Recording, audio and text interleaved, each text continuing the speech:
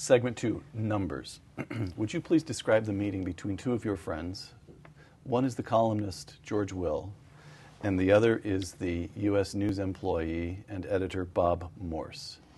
Yeah, I was taking Bob out to lunch in Georgetown here down the road, and we went to a table, and I saw that it was George Will, who was a distant acquaintance of mine.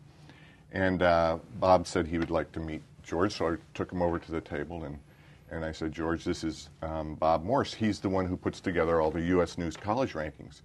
And Will stood up and did a bow and said, the most powerful man in the world. It's a pleasure. And then he slipped him $50 to try and get his kid into college. I didn't know that.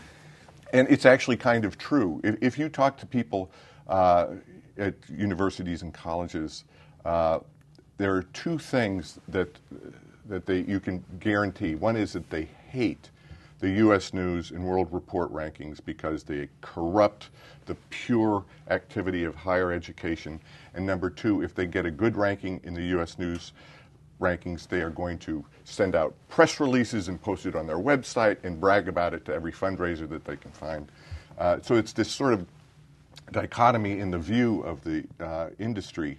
I guess some people would call it hypocrisy, but hypocrisy. They pretend to hate U.S. News when in fact they roughly 1,400 institutions of higher learning in the United States.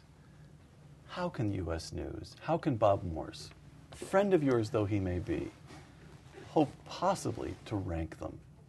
Well, they're very realistic about this. You know, people are very down on the U.S. News rankings, except for the people who use them and use them in a pretty... Which is also the same people who are very down actually, on them. right. But I'm actually quite... I'm a defender of the U.S. News rankings for this reason. Without them, the process would be even more mysterious than it is.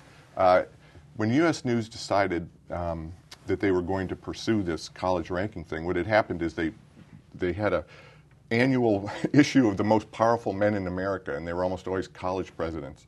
So they decided, well, if we're going to have these college presidents, let's ask them what they think the best colleges are in America. So they sent out the form, and it came back, and to U.S. News' the editor's intense astonishment, the thing just flew off the shelves. The issue was so popular, and they realized they had tapped into something.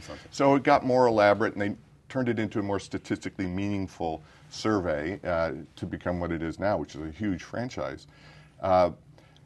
Before they did that, before they made the decision to try and rank colleges, a parent never could have found out things like acceptance rates, average SAT scores, faculty-student ratio, class size, all this kind of stuff that parents now have access to wasn't there 30 years ago before U.S. News decided to poke them a little bit. And I think that's another source of the resentment towards U.S. News. And so it helps parents as shoppers. Does it have an overall effect on higher education in the country? Yes, it does. And again, that's not altogether salutary, though. Well, it depends. All if right. let's say they call it climbing the page in the business. If all of a sudden your rankings start to go up, you're climbing the page, which is what every college president wants to do. It's sort of like the greasy pole of success, except it's a page in a magazine. The way that they will try and game the system, that is to climb the page, are often things that actually make for a better experience for the students, which is, let's say, they hire more PhDs, which may or may not be good. They reduce their class sizes. That helps them climb the page.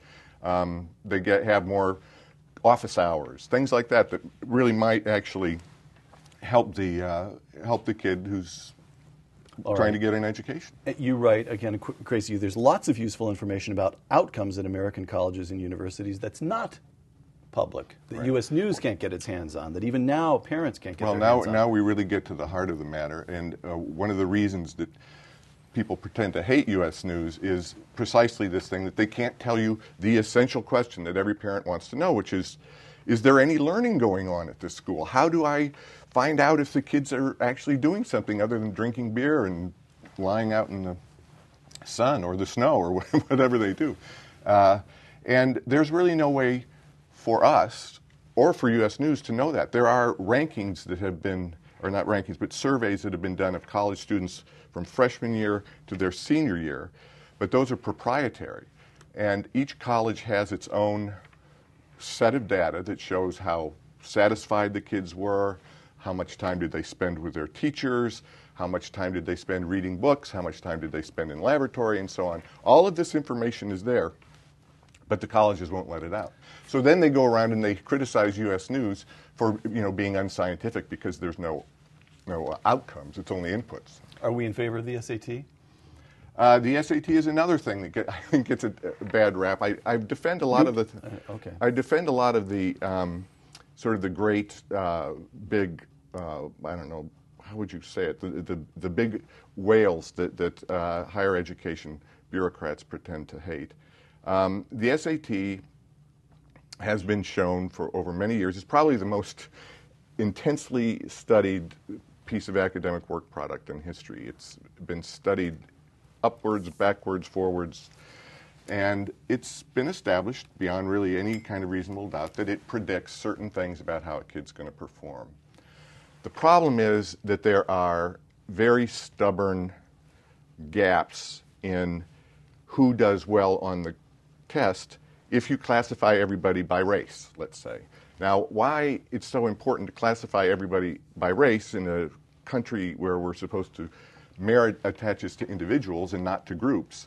That's a mystery. Nobody quite explains it. But because this gap in achievement shows up, there's a very strong and highly politicized move among college admissions officials to get rid of the SAT and sort of decommission it so it can't be used as in the admissions process.